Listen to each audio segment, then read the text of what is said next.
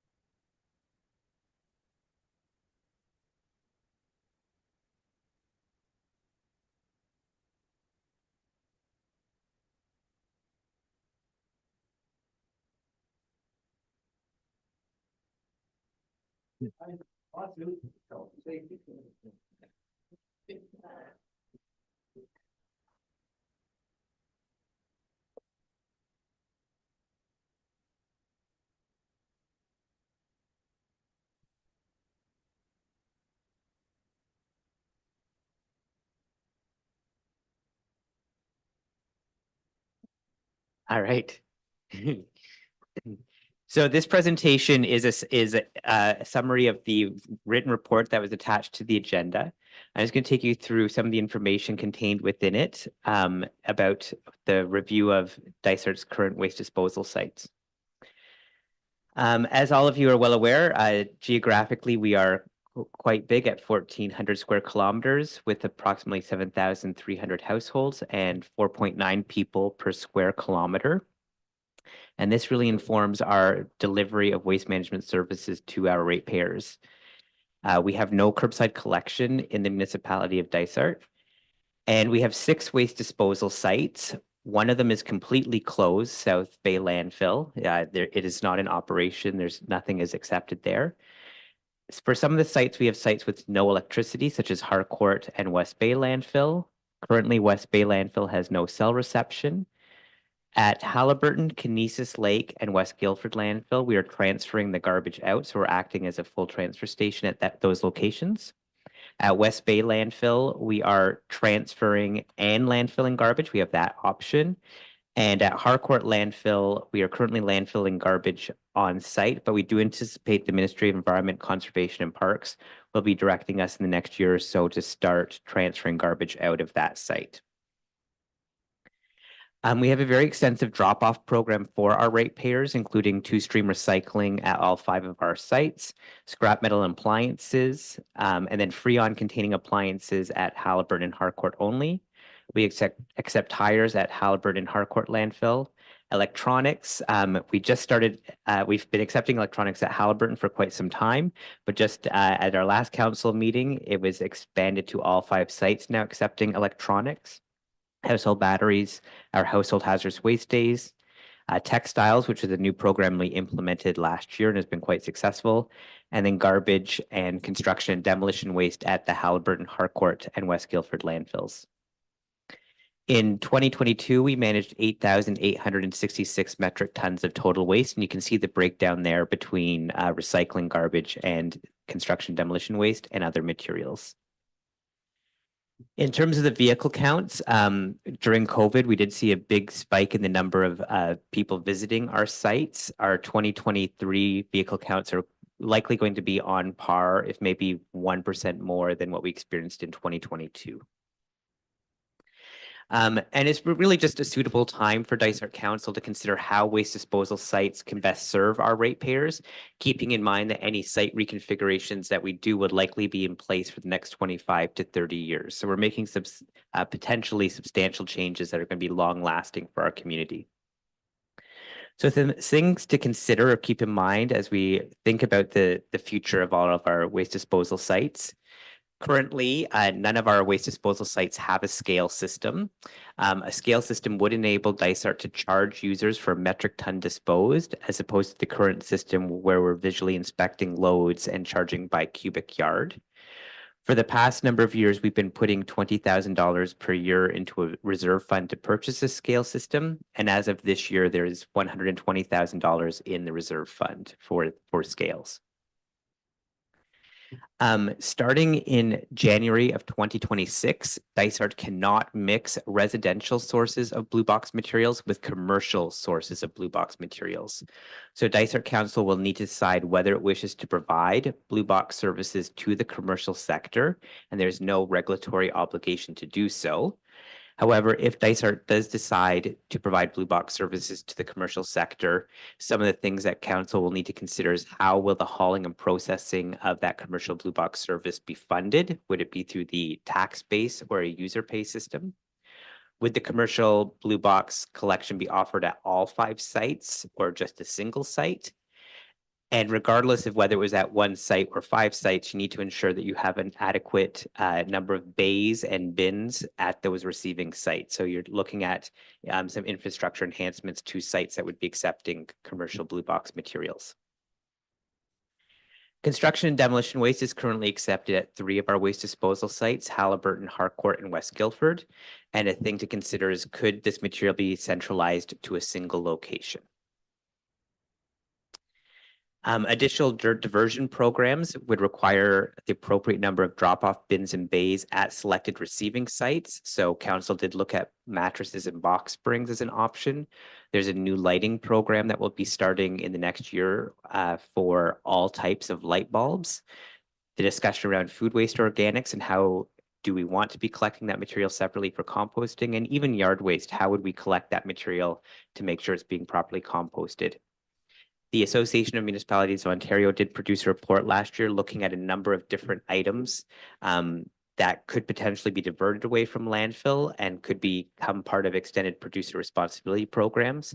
The items on the presentation, mattresses, lighting, food waste, those are mentioned there, but there's even things around vacuum cleaners and other types of electric equipment. Could there be diversion programs for that separate from what is traditionally scrap metal? And all of those require bins to collect those materials in. And then also level of service. Do all 5 sites need to offer the same level of service to ratepayers, or can select diversion or disposal programs be offered only at select sites? So we'll talk about some of the site reconfigurations that potentially could be happening. One key thing to remember is that the Ministry of Environment, Conservation and Parks issues environmental compliance approvals, or ECAs, for all waste disposal sites in the province. And really the ministry has essentially final approval of what those site designs, redesigns, or reconfigurations would look like. And it can take up to a year for the ministry to approve any ECA amendments, including site design. So you just have to keep that in mind for timelines. So we'll talk about Harcourt landfill. It's nearing its end of its landfilling capacity. And so, as mentioned, we anticipate the ministry will mandate that we convert to a full transfer station. So no landfilling of garbage, most likely this coming year in 2024. Currently, Harcourt landfill has 2 bays or bins for paper recycling and 2 bays and bins for container recycling. So we would need to enhance that site to have 2 bays or bins for garbage. So we would need to reconfigure the drop-off area and move it into a sawtooth to make it easier for the bins to be picked up and replaced. It's kind of problematic right now for collection vehicles to access the bins. And in 2026, if that site were to accept blue box materials from the commercial sector, we would require an additional 2 bins for the commercial sector in Harcourt to drop off papers and containers. So even at that site, we need to install 2 new bins, potentially 4 new bins, and reconfigure into a sawtooth. At West Guildford landfill, we've got a few different options. I'm going to just show you here a close-up of the plan that's included in the report.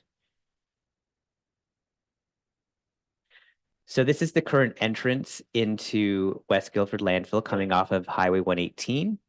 We do have the option of, we've kind of scoped out where a scale system could be installed at that site.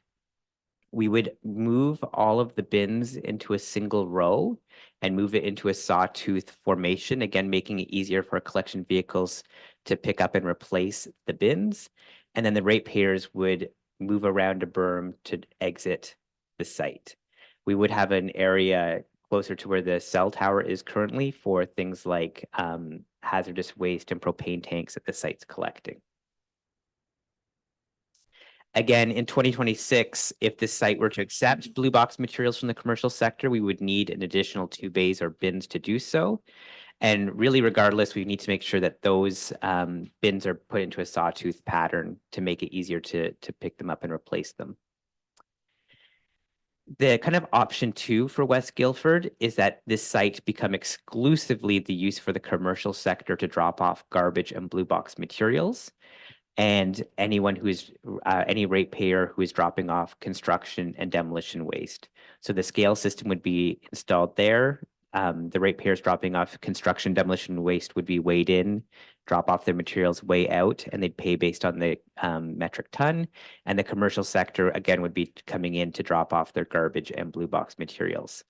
A very rough estimate for this reconfiguration would be approximately $1 million. This figure is very back of the napkin for sure, but we are trying to take into account the amount of blocks that will be necessary to create the sawtooths, the amount of fill that would be necessary to raise the height so that it's more easily accessible for the public to drop materials into the bins. So that is what we're potentially being proposed for West Guildford landfill. And then Halliburton landfill. This is an overview of what the site potentially could look like. This is the current entrance into the site. In this redesign, we're proposing moving the entrance further up Industrial Park Road. So we've got more queuing space into the landfill once you come on site. What we're proposing is in the current entrance would become fenced off. There's a metal shed in that area. And that would actually become a reuse shed that would be run by a nonprofit. So people, whether it be a free store or a reuse shed for people to drop off items, but it'd be managed and run by a nonprofit, gated so that the landfill attendants would have no kind of oversight in the area. It'd be a nonprofit running that reuse shed, potentially spring, summer, fall. John, I'm sorry to interrupt. It appears that our live stream link isn't working. I'm wondering if Blake can look at that from the back. When you go to the website, it says waiting, that they're waiting to go live. So I just wanted to make sure that, and if we're not live, I can upload it to YouTube later, but people might actually be waiting for us to start talking, so.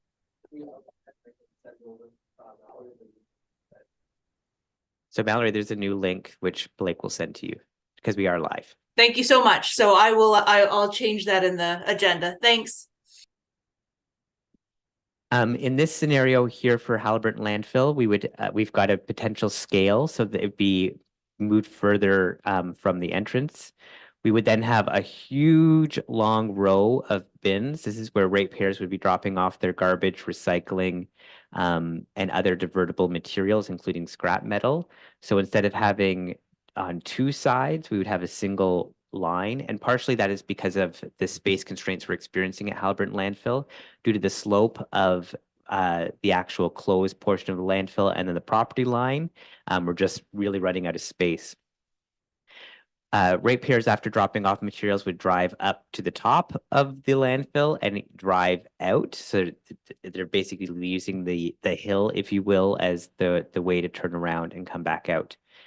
We also are showing here, if this site accepts construction demolition waste, that the construction demolition waste would move to the very top of the landfill site as it's less likely to blow away or blow around, creating litter.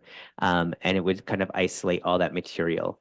Because this site we would have, it potentially has a scale house with staff in it, this long line of bins that would have a landfill attendant area and also one at the top of the site.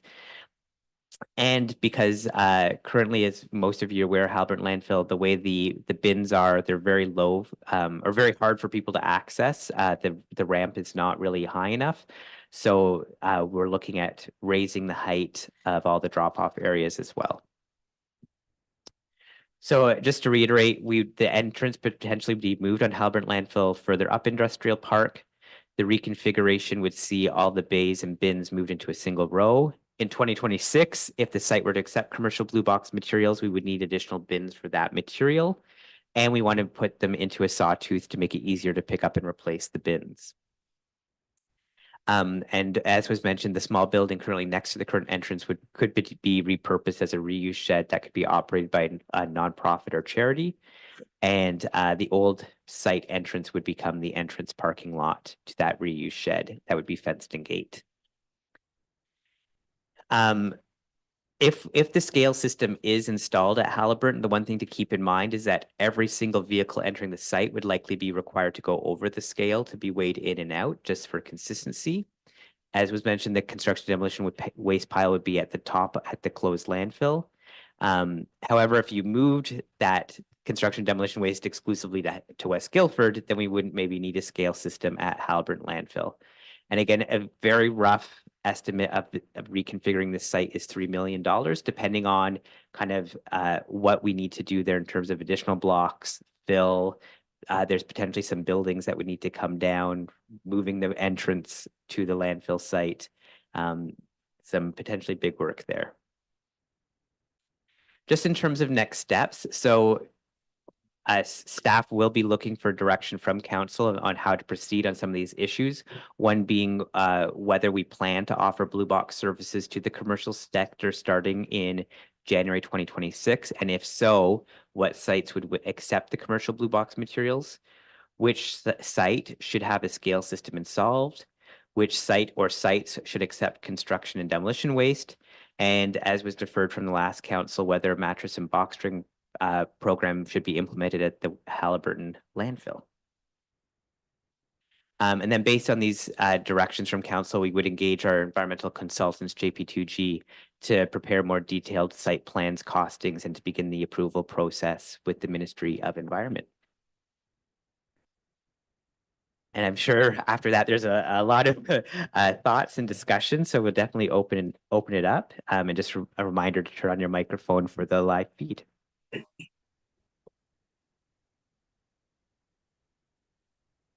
I have a question. Yeah, go ahead, Nancy. John, do you have any sort of tracking for the number of customers or that actually regularly or routinely do drop off C&D waste at the Halliburton and the West Guildford site? So we don't track in terms of the number of vehicles, like we track total number of vehicles on site, but not what they're dropping off. So we would have to do a comparison between what is maybe paid through our square payment system versus total vehicle sites. I can give you some tonnage information though. So at Halliburton landfill, this year so far, we've done 2,237 metric tons of construction demolition waste. At Harcourt, it's 380 metric tons of construction demolition waste. And at West Guildford, it's 965 metric tons of construction and demolition waste. So Halliburton at the moment is taking the bulk of that construction demolition waste material. Thank you. And is there any way to track the percentage of how much of the blue box is actually from commercial? Yes, Dysart actually participated in a pilot project last year to take a look at the number of commercial blue box generators bringing material into Halliburton and West Guildford landfill. It's partially based on an assumption from MPAC data of the number of properties. So in MPAC, about 3.75% of our total properties would be considered commercial in the eyes of the blue box regulation. When we did the pilot, we did it over a 4-week period in November, so November 2022. So definitely more of a down time in terms of our tonnages. In that pilot, we had 3 loads of commercial blue box materials taken out of Halliburton landfill and 1 load of commercial blue box taken out of West Guildford over that 4-week period. One thing to keep in mind with that number, it does not include the separated commercial corrugated cardboard, where at Halliburton about 2/3 of that material is coming from the commercial sector. Thank you. And do we pay like a rental fee on the bins, or is that just part of an overall contract? So with the new blue box regulation starting in 2024, Dysart will not be paying for the blue box bins, hauling, or processing. That's part of our agreement with Circular Materials. However, in 2026, if we want to provide bins to the commercial sector for blue box materials, someone would have to pay for that, whether it be the tax base or user pay. And finally, sorry, No, that's great. the cost of removal the same no matter which site they're taking it from, because we're only paying for tonnage? So currently, the way our current contracts work and most contracts work, it's not based on distance, it's based on number of lifts and then the quantity or the metric ton that needs to be processed. Okay, thank you. What kind of a building were you considering for the C&D waste? Because we did talk about a building. Yeah, so at one point there was discussion about constructing a structure over the construction demolition waste pile. Our concern is partially you'd be building that material over on top of garbage. So there's going to be settling and issues around stability for that building. Also the height required so that we can have not only the truck inside, but the excavator to lift the material in is going to be potentially problematic. And the frequency of our collection of construction demolition waste when we're taking out once or twice a week from Halliburton, the material is not sitting for a long amount of time making it wet. So I know there's been concern in the past that it's kind of waterlogged material that we're taking out of Halliburton landfill, but that's not really been the case from our experience. So if council wants us to look further about building a structure over C&D, that's definitely an option. When we've looked at other jurisdictions, it's not something that's typically done. It's kind of felt that it's not needed. I'm not sure if Andrew or Perry, if you have any. I've been at large sites in Pembroke area, and there's no covers on any of those facilities. So I don't think it's a requirement. It's not a requirement, but when it pours rain for 2 days, it certainly adds the weight to it. Yeah. When we look at our C&D tonnages consistently across multiple years, the tonnage is always very consistent per number of loads. So even if in a drought, we're still loading approximately 37 metric tons of C&D into the bin every load, regardless of what the weather is outside. I mean, if a structure is desired, that something we can work towards in a plan, just recognize there will be a cost to do that. I definitely think we need a structure, like your I tonnage agree. is gonna be your tonnage, whether it's wet or dry. It's the conversion between tonnage and yards is the problem. And to say that it's not gonna be wet or damp or heavier, is, I don't think it's right, John, on that note. I don't know how you could measure it one way or the other, unless you're bringing in material. This is the two-part problem that we've had, is that number one, we don't know what tonnage we're bringing on the site. And we don't know how much water that tonnage is taking on. We won't know that till we, number one, get the That's right. scales in. But number two, it's just, for me, common sense that we cover it. If we're looking at paying it by the ton, then that's just proactive action on that note. You could pay for it in 2 years. Based on the losses we've had in the last two. This is my own opinion, of course, but anyway, I think we should have one. If it rains for a day and we got a bunch of mattresses there, don't think they're not heavy. Drywall. You may not require it, but it doesn't make sense. And some of those buildings now, like the ones you see out in the farmer's field with those vinyl ones, Mhm. coveralls, they're pretty big. And that's the other thing that I keep saying. If you're gonna put it up on top of the fill there, you can't put a slab on top of that fill. You'll cost you a fortune. So you have to go somewhere where you had real land to put it on. And I don't know about West Guilford. There's enough land that it hasn't had fill put on it. It would be a problem. I know at Halliburton, like you can go either way. Where the buildings are, you can go the other way towards West Guilford. And it's dry, I mean, it's solid land, so I don't know. But if you're gonna do a building, I think you need to look at that.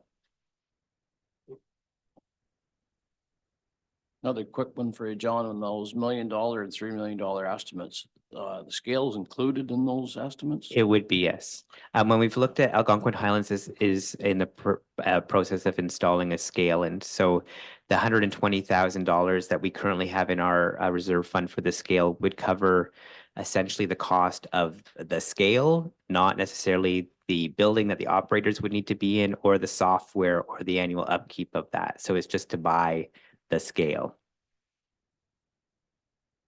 And if you're gonna do scales in one place, you gotta do them everywhere, do you not? Or people will be going where there's no scales. Well, this is a decision for council. If you want to put a scale in at Halliburton, then maybe that becomes the sole site for construction and demolition waste. And so people don't have the option of paying for a cubic yard at another site. The Halliburton landfill becomes the one location for all weighed materials, particularly construction demolition waste.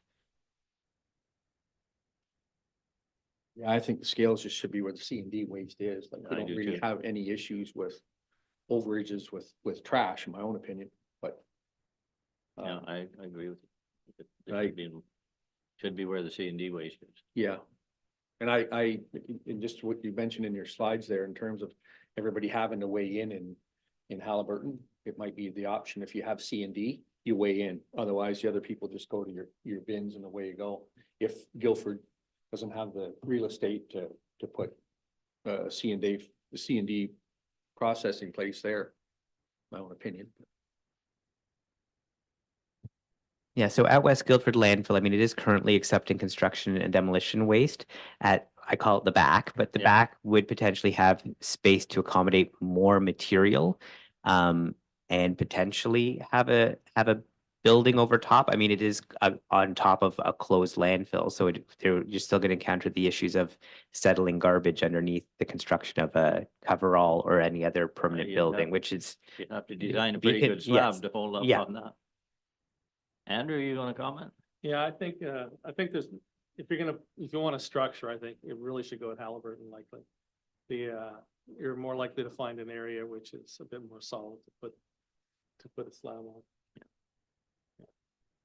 You'd have to rejig things or move things around. I think you're more likely to find Oh, I I'm know, more I suitable. know for sure there's more solid ground there. a more suitable area. John, does that $3 million include an incinerator? Walt was asking there.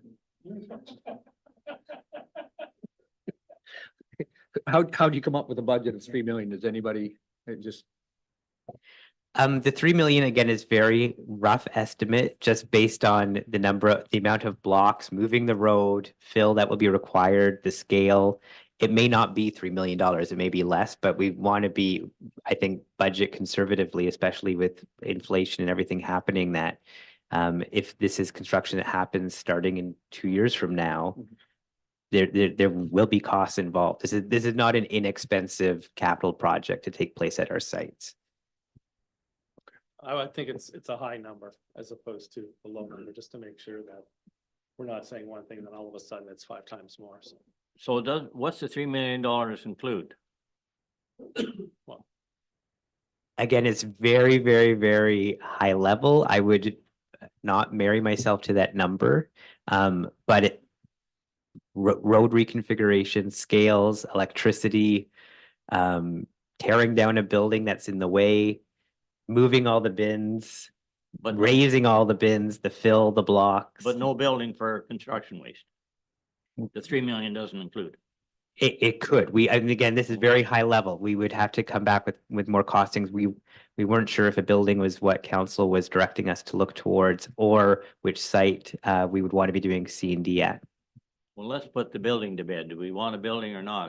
I don't know how we do without it, but anyway. Everybody got a comment? Anybody got a comment? I have a comment, just a question. So I know this has been asked, but I'm just gonna ask again, Kinesis and Halliburton and Halliburton Lake, do they accept C&D waste? No. No, so So, Nices Lake and West Bay yeah, I landfills do not accept Just want to C&D. clarify that. Harcourt does though? Yes. Okay. So I'm asking the guys who like Barry or Pat here, how big a deal was it you're bringing something from Halliburton Lake or Kinesis Lake down to Guilford, but Guilford's closed now for C&D. You got to go on to Halliburton. Is that a big deal? No, Okay. So to me, and then Harcourt, it would have to be closed down for C&D waste also.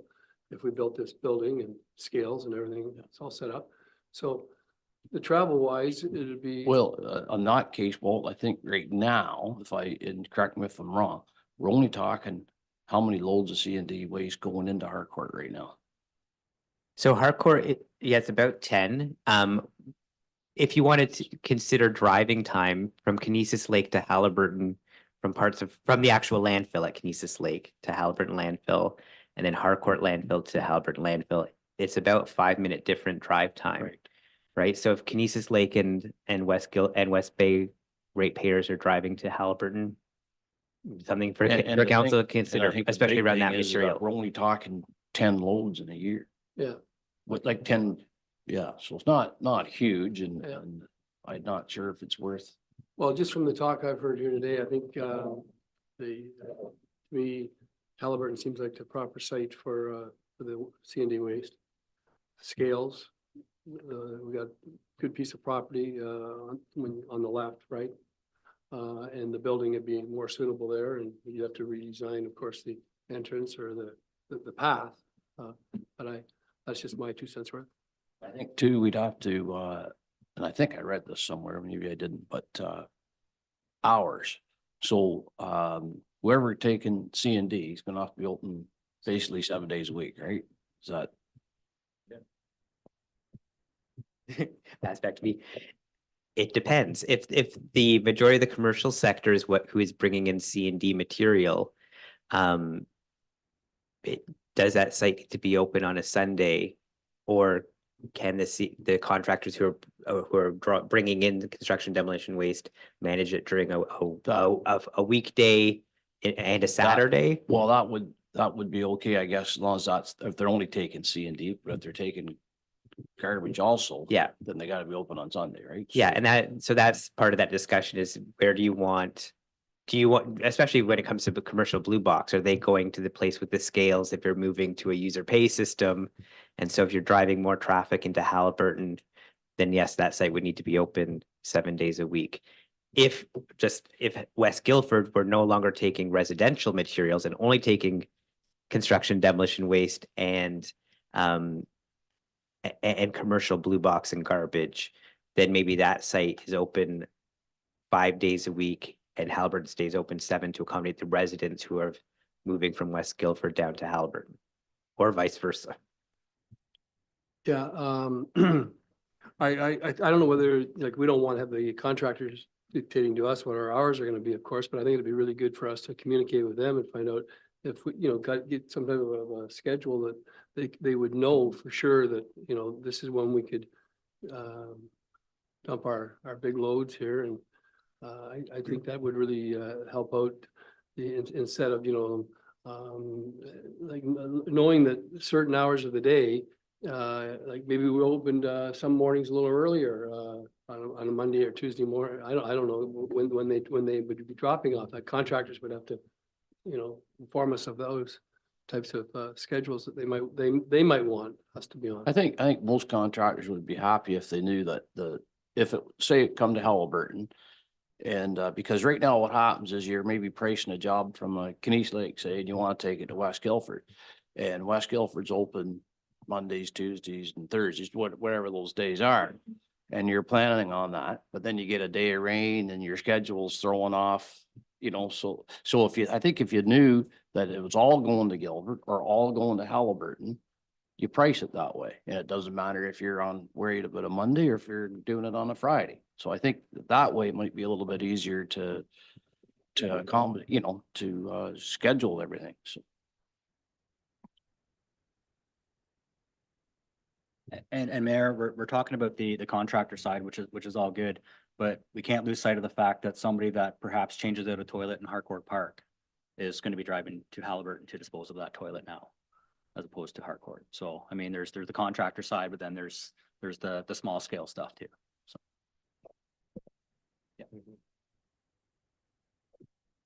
And in keeping with that, at the moment, if you're at West Bay or Kinesis Lake and you switch out a toilet over the weekend, you're bringing it to Halliburton or West Guilford at the moment anyways. Can Harcourt not have a bin for C&D, small stuff like that? Anything is possible. Right. I just have a clarification on the commercial sources. So since you use the word source, are you saying that the material is exactly the same? It's just that it's coming from a commercial entity rather than a residential? Is that? That's correct. The way the Blue Box regulation is written is the Blue Box, the current Blue Box program that we transitioned to on January 1st of 2024 is for residential sources of Blue Box materials. And there's what they call non-eligible sources, which is basically the commercial sector is not included in that regulation. And so during the transition period, we can mix those materials together, but we take a financial penalty for doing so. In 2026, we cannot mix our residential and commercial Blue Box materials. So this is strictly, the material is exactly the same. Correct. The regulation views it separately though. They just want to penalize the local business. The way the provincial government has always viewed the commercial sector is that the commercial sector should be providing Blue Box services to itself. So business to business relationship with a hauler or processor. Oh, so they don't want the commercial in there at all. They want to do it separate, like have a private commercial pick up their waste. They don't want it in our landfill at all. Is that right? Potentially. The way the regulation is written is for residential Blue Box materials. A Coke can coming from a house and a Coke can coming from a business is viewed as different sources in the regulation, and the one coming from a residential location is funded. The one coming from the commercial sector is not funded. Okay.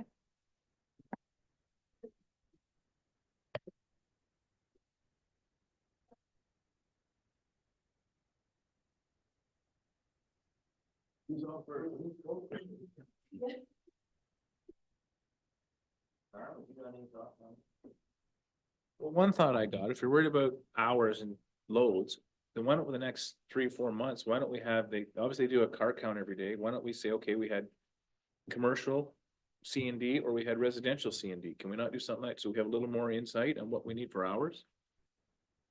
So if council is directing us to ask every vehicle coming on site if they're residential or commercial, we can do that. Yeah, that I mean, when we do our vehicle count, but we aren't asking what the source of that material is. Especially if it's like in just someone's pickup truck, we're not asking, are you commercial or residential? They're just paying for that. We can definitely do that. If that is something you're wanting us to do. Well, then you know on a Saturday, if you've had 16 people in with construction debris and 100 with residential garbage, we would know that Saturday is, 3 people, or Sunday's 3 people, or we have 50 people on a Sunday, right now we don't know that, so it's. The public's obviously still gonna bring it the same days because people work Monday to Friday, and if it's residential stuff we're seeing the home projects, it might not be able to get there on Monday to Friday. On the blue box side, we did do that during our pilot. So I have a sense from November 2022, and I'm totally at the top of my head, but I think it's around 8% of the people dropping off blue box materials were coming from a commercial source, but that does not necessarily correlate to construction and demolition waste.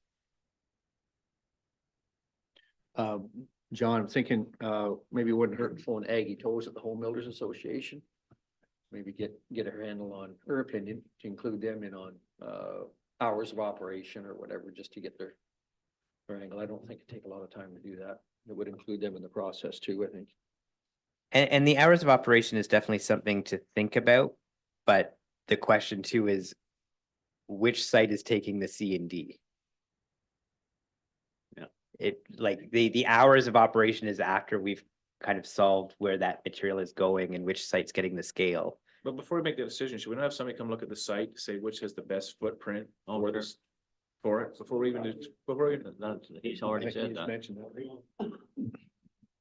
Well, Halliburton site's the biggest for sure. I mean, it's both sites.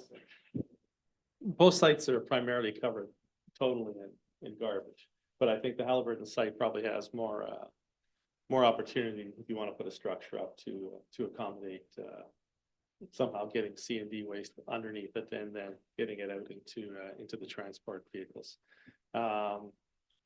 It's going to have the most traffic. It's probably got the best scenario for backed up traffic down along Industrial Park Road and inside the gates. It may mean, putting more access points in for trucks and cars, and maybe just, devoting scales to construction and or C&D waste, and letting the residential just bypass like what's going on now. So, but I think it's got probably more opportunity to reconfigure it. Next year, I think.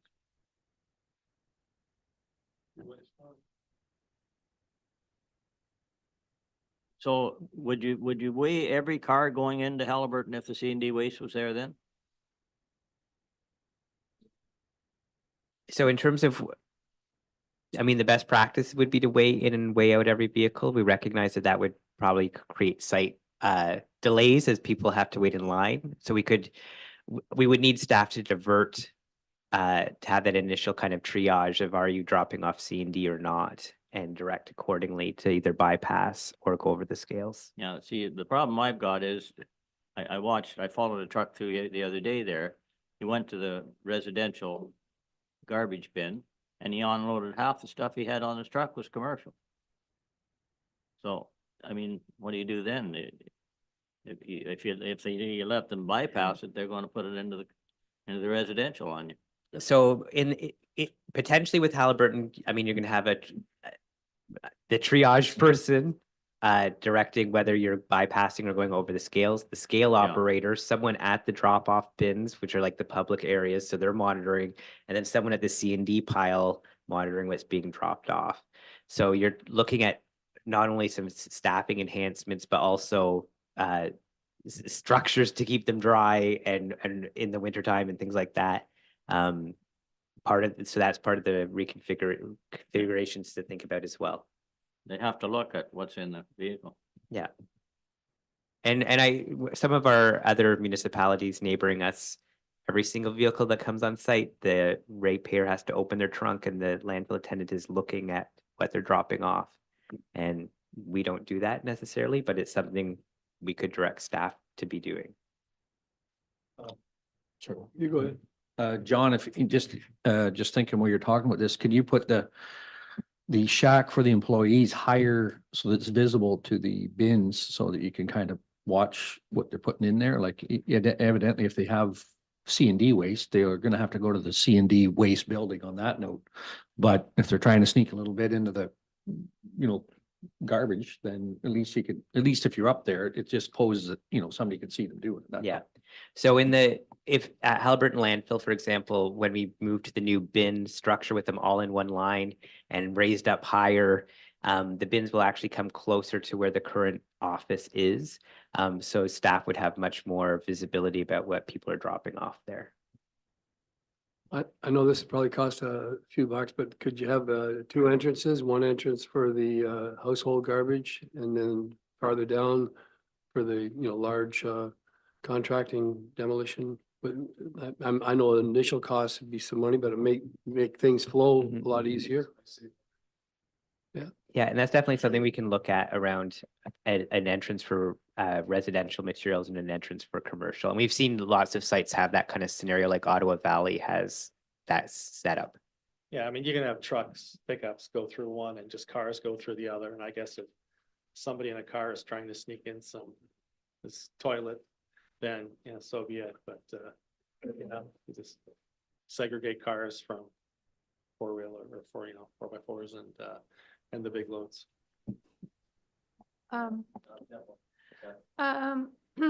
Why is C&D not put in a bin to begin with?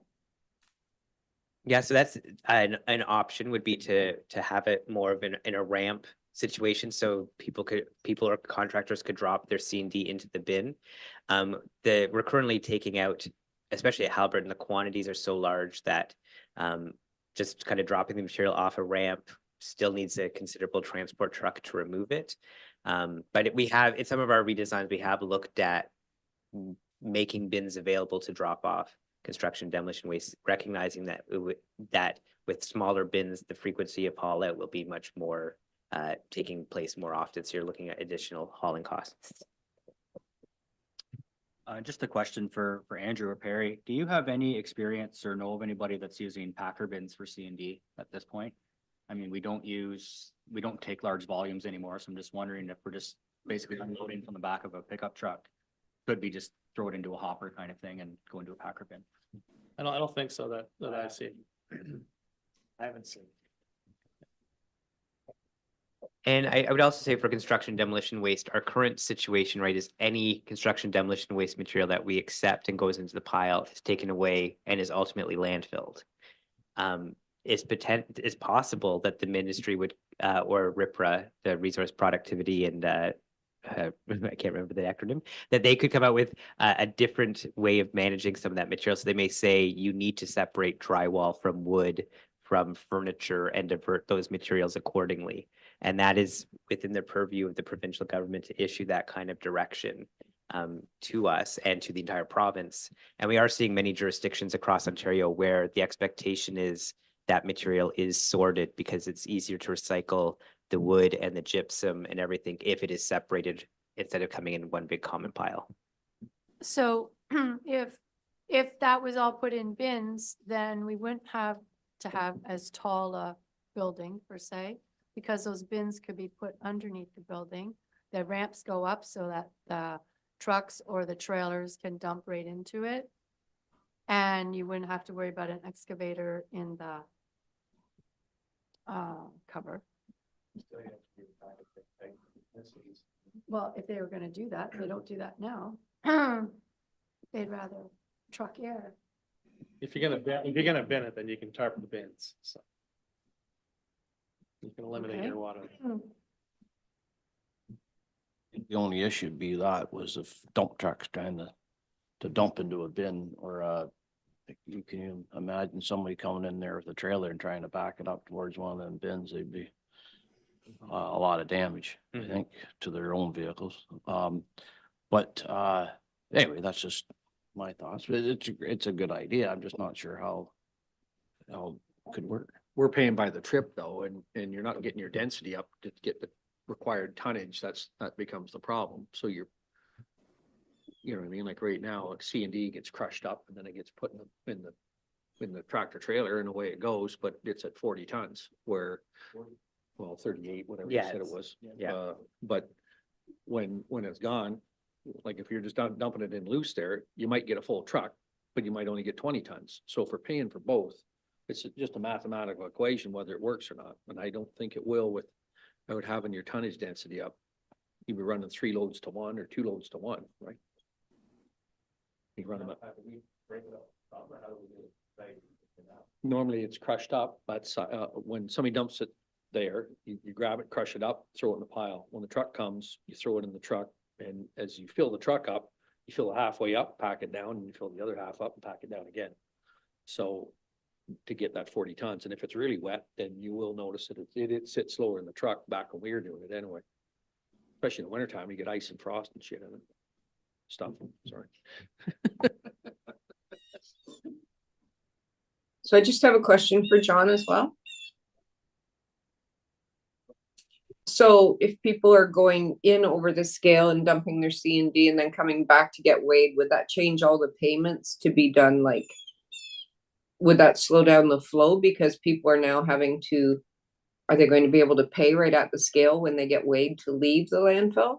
Typically, that's what happens is when you're going onto a scale system, you weigh in, you tip, you weigh out, and that's when you make your payment. And the difference in the vehicle weight is what the metric ton is Right. that you're disposed of.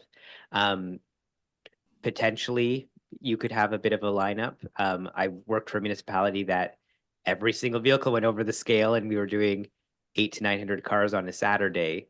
And that's just the reality of that situation. If you're trying to drop off a material that you're disposing of. But again, if we're able to maybe, especially with the commercial sector, having them dropping off C&D over the course of an entire 5 days, 7 days, will maybe spread the vehicle count, and so people aren't inconvenienced that much.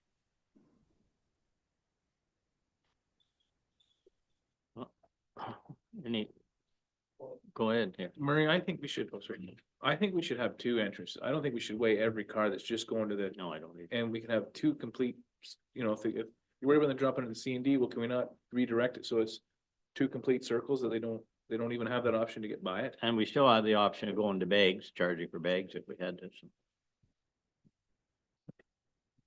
I agree, like I say, 2 entrances for sure, and the big thing is the flow, and I think everybody would be a lot happier if you're dropping your household garbage off here, but you know, you have a trailer full of C&D waste, it's going down to the next entrance. Well, look how busy it is on a Saturday now in the summer. Yeah. Could you imagine if every car has to weigh in and weigh out? Oh, Oh yeah, they're lined up now. So just maybe, so that we're all on the same page, it sounds like council is leaning towards having Halliburton landfill be the site for construction demolition waste. 2 entrances, one for residential users and one for maybe commercial or contractor users. And then the scale installed at Halliburton landfill, ensuring that we have good visibility at the drop-off locations from staff, and investigating a system to cover the construction and demolition waste. That seems to be the conversation. Is that what it is? Okay, that's what you got it. All right. Check mark. Any discussion around, and would Halliburton landfill become the only place to drop off construction and demolition waste? Is that the vision? That's what Tammy was saying. You're bin at Harcourt or something for is that, how big a deal would that be to set that up? Is it? Well, And how would you, I don't know, how would you see how that's gonna work? Maybe Guilford the same. If you're gonna do it in Harcourt, maybe you do the same thing in Guilford. Somebody's dropping a toilet off or something, then Just for small appliances? for small. So this Stop. is becomes part of the challenge around whether at, let's say, Harcourt and West Guilford, you can continue to accept construction demolition waste, and you're charging on a cubic yard, and then at Halliburton you're charging on a metric ton. Are people wanting to then thinking maybe they're going to get a cheaper option elsewhere? One option would be maybe to limit the C and D drop off at Harcourt and West Guildford to up to at 1 cubic yard, and anything, I'm just making a number here, right? Like, and then anything more than that, you have to go to Halliburton. Yeah, I think you can do that at Harcourt, but I wouldn't do it at West Guildford and Halliburton. I would pick one of the two between Halliburton and West Guildford. And Harcourt is an outlier for all reasons. And so, small appliances and, like you say, you know, put a cubic yard on it, you know, or some sort of dimensional aspect on it, and let that go. And especially if you're taking out 10 loads a year. Yeah. Yeah, I mean, I think that's reasonable considering I'm not sure what the travel time is between Harcourt and Halliburton, but if somebody's, you know, like I said, replacing your toilet, then that sounds reasonable. Or 40 minutes, I guess if you're in cottage, maybe like 40 minutes. Yeah, so what's the travel time from West Guildford to Halliburton? I mean, without summer traffic, you know, 5-10 minutes. So. And because Harcourt, we anticipate we're gonna have to do a reconfiguration of the drop-off areas anyways to accommodate garbage bins. If we wanted to do a bin for C and D, we would just incorporate that into the design, recognizing it would be limited quantities of C and D that we would accept potentially there. Yeah, I don't, yes, and I'm not so. I don't know about, and if it turns out that people are trying to skirt the system and then drive locally to Harcourt, and then maybe you make the decision to discontinue it, but I'm not so sure that would happen.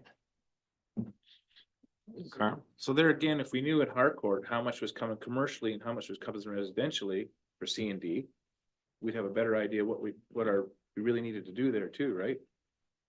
And yeah, and if we're able to negotiate with Highlands East and to close that Harcourt site and to take it to the next one, which is very close.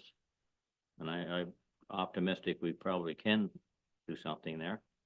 Then we could take I think they take C and D waste there too. Yeah, so Highlands East has the Mumford Road landfill site, which is a few kilometers away from the Harcourt landfill. We could definitely have discussions with Highlands East. I know in other situations they have with Minden Hills, there are actually different bins on site depending on which municipality you live in and which you can use, and there's a financial agreement in place. Right. So that's an option as well, if council wants to direct us to explore that as well. Andrew? That's the best option. Yeah, I'm sure that's the one we need to Absolutely. do. You can close Harcourt and have the waste that goes there go someplace else to another municipality. And for a financial agreement, that's the best solution. You want a long-term agreement though, if they cut you off. Yeah, that's right. Because then if you officially close the Harcourt, you can Yeah. put the Harcourt site to sleep, more or less, and Yeah. you know. Sleep so that we had to open it just for.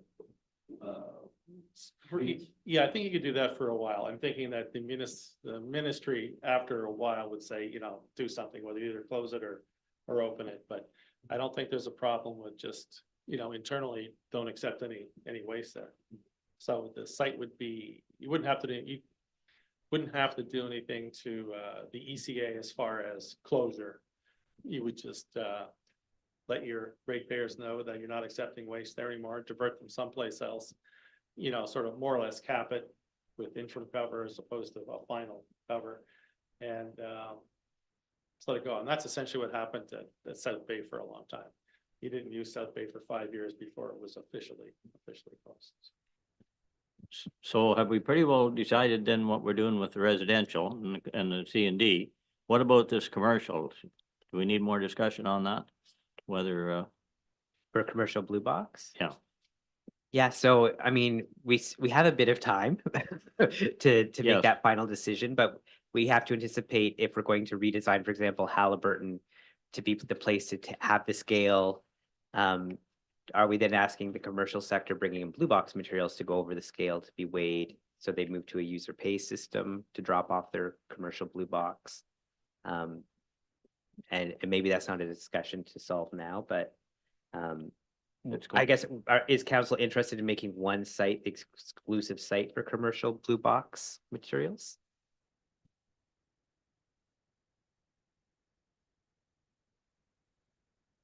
commercial blue box? One site? Is that what you're saying? So you could do one site, or you could say the municipality is not obligated to accept blue box materials from the commercial sector.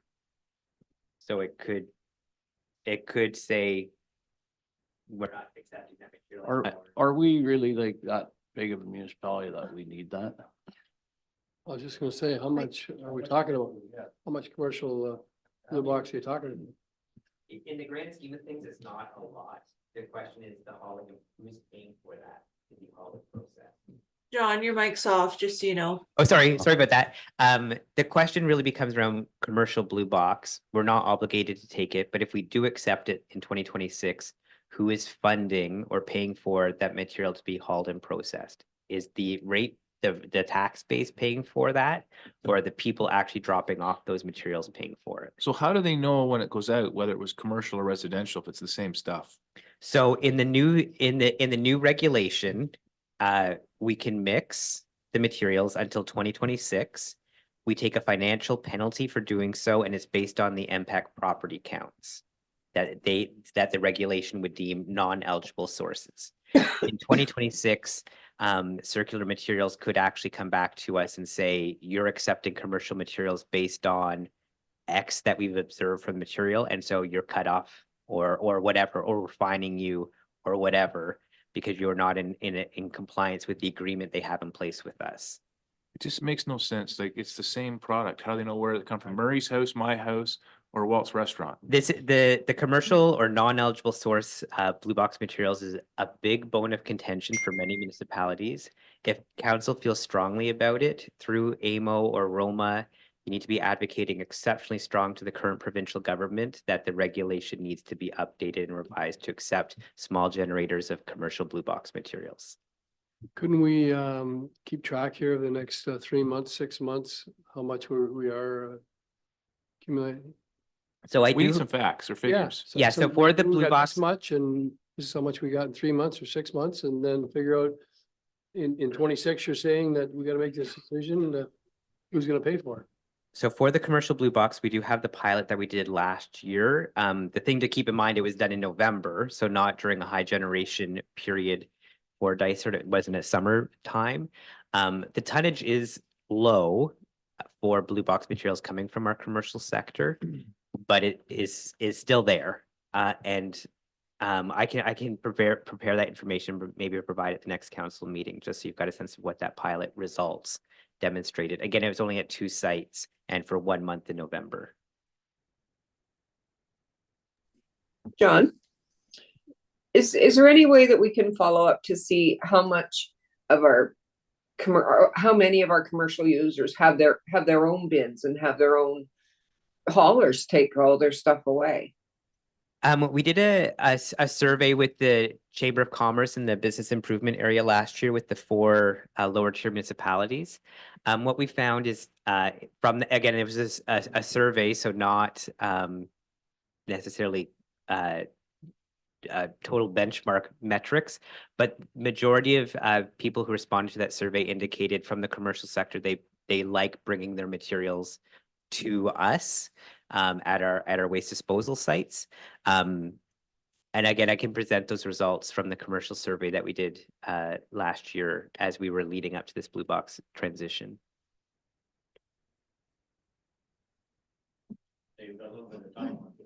Yeah, but the thing to keep in mind is, regardless, if we want to do it, we just need to prepare for putting bins in place. So if we're going to reconfigure Halliburton landfill to have a And we're better like- height ramp, then we need to put in bins for the And commercial. we're sector. likely only talking about a couple of bins maybe here. Probably at Actually. Halliburton, where we'd add 2 additional bays. We're in anticipation that there's going to be new diversion programs coming down the pipe from the provincial government. Our plan would be to have kind of extra bays available to us, so we could put bins in place as necessary to accommodate some new programs. So we're planning for growth as we do these plans. So are you saying that if we found a way that the commercial recycling did not have to come into our landfill at all, the regulators, the provincial regulators, see that we're not participating in their blue box. But they know that there's a certain percentage of commercial that's in our area. Is that how they figure it out? Because you can't tell because the source, because it's all the same. So we're going to, if we found a way for the commercial operator not to bring their blue box stuff into our landfill at all, are the provincial regulators going to say that we're not participating in, it's all going into residential, so then we get fined? So there are regulations in place currently for the commercial sector to be recycling. Those regulations, the industrial, commercial, and institutional recycling regulations, do not require the municipality to provide any services to the commercial sector.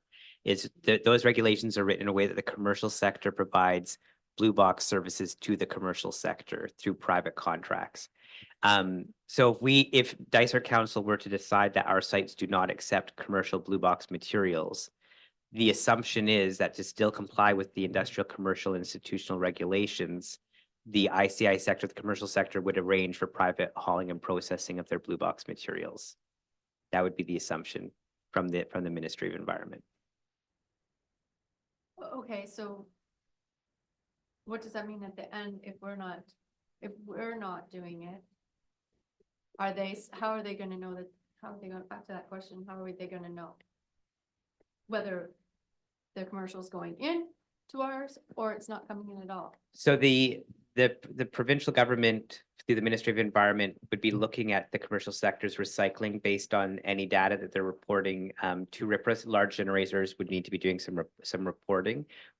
We admittedly our commercial sector in Haliburton County are typically small generators of blue box materials, with the exception of maybe the grocery stores and some of the restaurants. If the municipality is out of the commercial blue box game, we don't have to prove that what the commercial sector is then doing. It is up to the commercial sector to prove what the commercial sector is doing. And I think the other, but yeah, we were not obligated to. We definitely can. Just who is funding the commercial blue box program if the municipality wishes to offer that service? I think a question was asked when this blue box came out, if I can remember correctly. I don't know if it was me who asked it, but somebody did. Is the blue box really the right way to go for rural Ontario? So in the new blue box regulation that the current provincial government has put in place and has already started to implement of July 1st of this year, the entire province, including communities that currently do not have blue box systems, will be having blue box, and the producers of the materials going into the blue box are funding that program. So it is taking the residential blue box off of the tax base, and the people who produce the items going to the blue box are having to fund it. And the blue box program is a great success story internationally. It's viewed as a great way of diverting material away from landfill, especially high commodity items such as the metals, some of the plastics, the paper, the cardboard. We have a very robust program in Ontario, and that's why the provincial government has moved to expand it to other communities through this new regulation.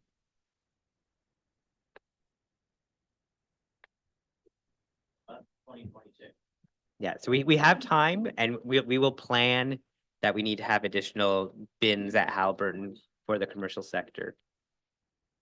Yeah.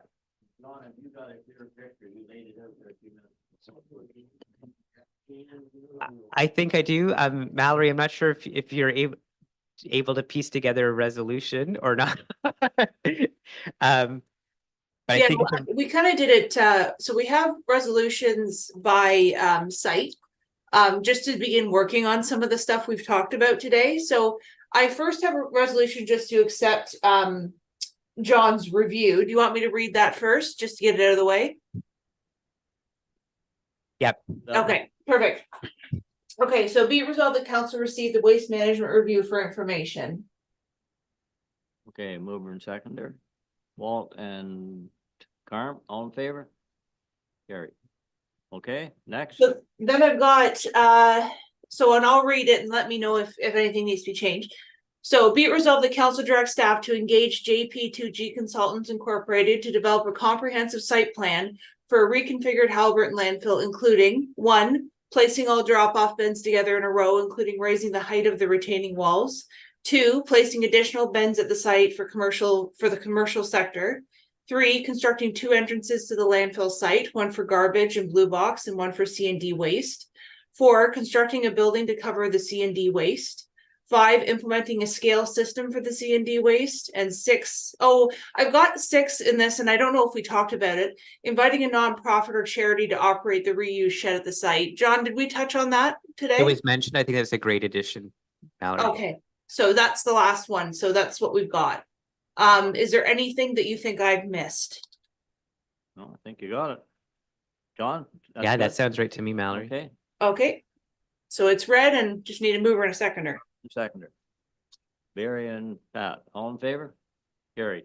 Thank you. So then we go on to West Guilford. So we've got, be it resolved that council directs staff to engage JP2G Consultants to develop a comprehensive site plan for reconfiguring the West Guilford landfill, including, so we've still got placing all drop-off bids together in a row, including raising the height of the retaining walls. I've got 2, no longer accepting C&D waste. Is that where we've landed? I think so, yeah. Okay.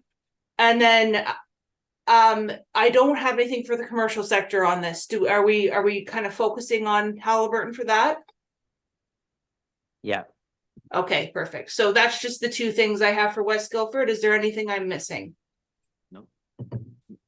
Okay, mover and seconder. Walt and Carm, all in favor? Carried.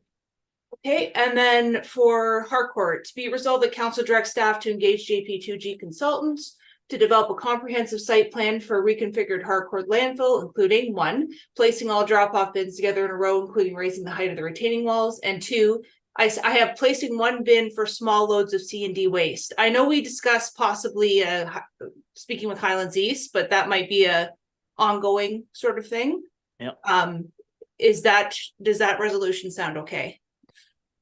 So, Mallory, can we just make one change to the bins? They won't all be in a row. We have to figure out that configuration still. Yeah, just reconfigure the site and So I'll say, raising the height of the, how do you want to do it? So just, reconfigure. Yeah, reconfigure to accommodate extra bins. yeah, and I think I would add to update the development operations report, which is essentially what we're doing. So we're not going to close the site, but we're going to update it to accommodate the reconfiguration. Mallory, did you hear that? kind of. So I have reconfiguring the bins on the site. Is there a way to say that better? Update the site development and operations report, including an update of the site operations.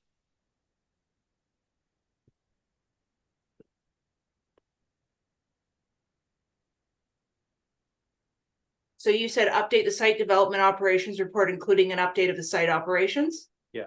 Okay, perfect. And then I still have placing 1 bin for small loads of C&D waste. Yeah, that'll be part of the site operation. Yeah. Do you still want me to note it, or do you want me to just take that part out? It's either or. Okay. Okay, so those are the 2 things we have for Harcourt. Does that sound okay for council? Oh, I think so. Okay. Okay, mover and seconder. Tammy and Pat, or Nancy rather, all in favor?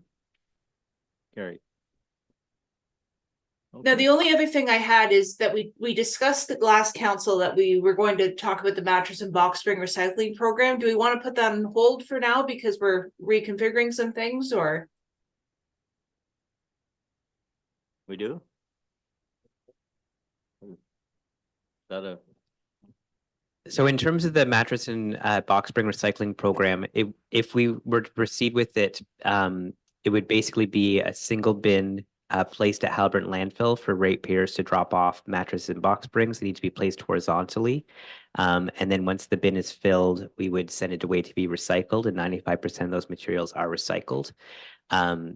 In the council report that was presented at the last meeting, we talked about making mattresses and box springs only accepted at Halliburton, so we can consolidate those materials at the one site to collect them all, and also talked about increasing the disposal fee so that we could recover the costs of the mattress recycling. Any more discussion on that? I'd like to know how, somebody, whether it's a senior or an older person or a lady or some gentleman or kid can't lift the box, are we gonna be assisting that, putting it in the bin? The landfills? So the landfill attendants would be able to offer some limited assistance to people who are dropping off mattresses and box springs. Partially if the person got it into their vehicle to drive to the site, we're making the assumption that they can get it out of their vehicle. And if they use two people at their home to get it in, maybe they need to bring two people with them to drop it off. And so you're assuming that would happen then, I guess. My biggest thing is the cost. People are gonna be burning them, whatever, throw them in the ditch. It's too expensive to take a box spring and mattress in. So the current disposal fee is $20. If it was raised to $30, we would basically be on a cost recovery system. So the taxpayer would not necessarily be subsidizing the recycling program. But if we want to keep the price at $20, that would be an option. Just there'd be more from the property tax to offset the cost. Thoughts? We should keep that as 20, as close to $20 as we can on that note. Number two, I don't know if it's feasible to have a stockpile the mattresses a little bit at Harcourt.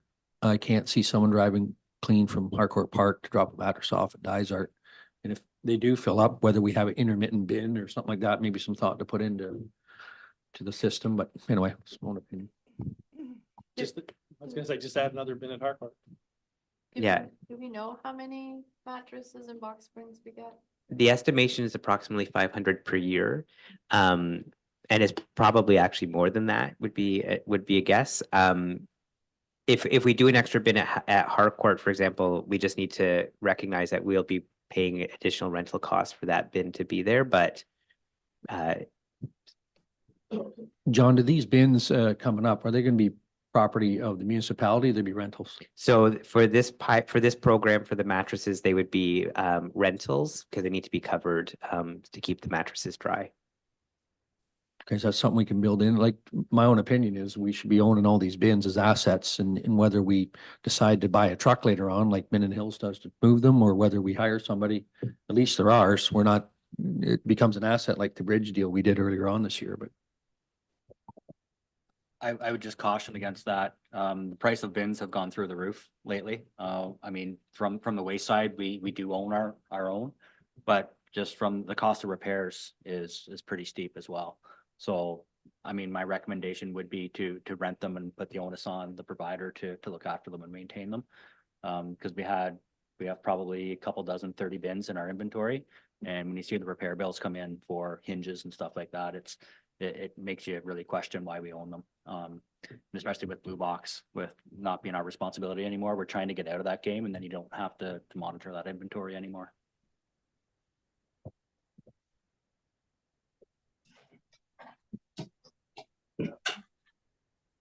Right now, the mattresses and everything go into the C&D waste, so I'm thinking if in Harcourt or whatever, could it not go into the one bin that's provided there for C&D waste? I mean, instead of trying to make people drive it to Halliburton. So currently there isn't a bin at Harcourt for construction demolition waste. I'm not sure when we'd get a bin in place there. Kind of there's many moving parts here, right? In terms of 3 sites going under some capital improvements, which will become part of budget discussions as well. But that I think the concern, if the price is staying at $20, I think there's maybe less concern about it going into the construction demolition waste pile and then being recycled elsewhere. I mean, the ideal that it would all be recycled, so it's consistent for all ratepayers across the entire municipality.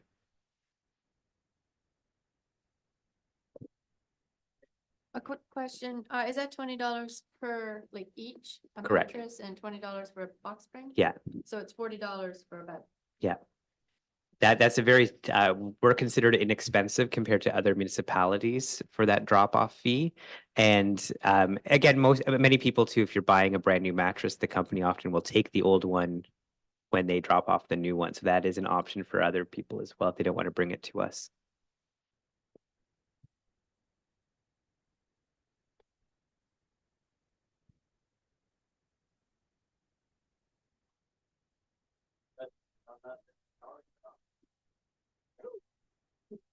Do we need a resolution on that? So does council want to go forward with the recycling program, or do we, John, do we have to go forward with it right now? Is there a way for us to look at how things fall and see if we want to go forward with it, or? We're under no time crunch, just if we Right. want to have the program in place in the new year, but it's something we could include in budget as well. Would council rather it be included as a potential in budget and then see if we want to move forward with it? It's up to council. I'm not sure where we're landing on, if, are we accepting it only at Halliburton landfill? And then we're just keeping the disposal at what it is, so I wouldn't have to put anything about changing the disposal. But we're still accepting them at Harcourt, so I'm wondering if we've got a little bit too many moving parts at the moment, or if council's ready to make a decision on it. I would like to know how much it costs, like, to put a bin in Harcourt, and a bin is $3,000, a covered bin. And we're gonna rent it instead of own it, or do we have a covered bin that we can put there, so there's really no cost to us to collect them, just to see how long it does take? Like, how do we know what it's gonna cost us, because we don't know the amount of box spring and mattresses? Yeah, so based on this discussion, maybe it's worthwhile to take the report that was presented to council last week and revise it to have maybe 2 sites as the drop off, and keeping the disposal fee at $20, recognizing the tax base will subsidize more of that recycling program. I can represent that. It'd be cheaper to put it in the construction waste. I was just gonna say that, yeah. But the other thing too is, I don't think we're still taking construction to bring in Guilford, still taking Harcourt, we're still taking Halliburton. Until we revise our plan and we can get everything in one spot, I don't think people want to drop, why can't I drop this off in Guilford when I drop the garbage, right? In this special. Harm, we can't hear you. I don't know if you were. Yeah, we should keep it until we have the new plan drawn up. I think we should just leave it be, and we'll move on as one, not try to put too many moving parts in at once. Well, that's a possibility, right?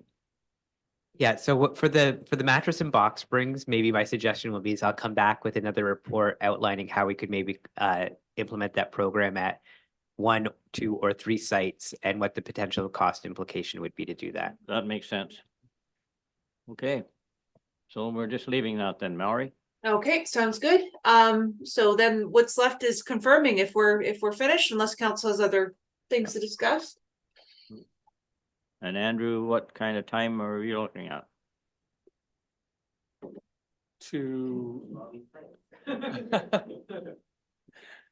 I don't know. I mean, sometime in the new year. I don't know, not January, February, I don't think, but March or April? March, April. Well, let's say before, sorry? Potentially March or April. Yeah, I haven't got it. Potentially, I don't. I'd say more April. Okay. More April. Yeah, and you actually need bare ground to look at, I think, too. Yeah, I think so. We'll put a plan together, and then with sort of a timeline of events. But I think, the first thing we need to do is probably, have Perry come out to the Halliburton landfill site and, with Rob maybe, and look for the solid ground and to see the best way to actually reconfigure things. It's easy to do it on paper, but you need to be able to actually go to the site and just see what's realistic, and potentially have your contractor there as well, your waste management contractor who takes the stuff off. They're the ones that are going to be driving in and out. They'll have the best, more or less the best knowledge of how to make things easy for you. Yeah. So is it worthwhile to include some funding for maybe some geotechnical work? Or do we just assume it's on garbage and they can design accordingly? What's up the far end, the left end of the site. It's all stone and stuff. It's municipal property. Would you be able to move into there for CND waste instead of going up at the top? But I mean, is it worthwhile to go drill it and then we know for sure, or we know it's full of waste. I just don't know, do we want to know the extent of that waste, or can we design with it? No, I don't, yeah, let me think about that. I would put a provision in for some geotech, for sure. I don't know if other counselors would want to, but if if I could make, if I knew what the date was, I wouldn't mind being on that little site visit. If somebody else wanted to join me, or but I think one or two of us, if we could be there, we'd have a more of a vision of what is being proposed. Okay, so we're good then? Okay, so we have a resolution then to Confirm? confirming bylaw? All right, be it resolved that bylaw number 2023-106, being the bylaw to confirm the proceedings of the special meeting of council held on December 5th, 2023. You read a first, second, and third time, passed, signed, and the corporate seal attached thereto. Mover and seconder.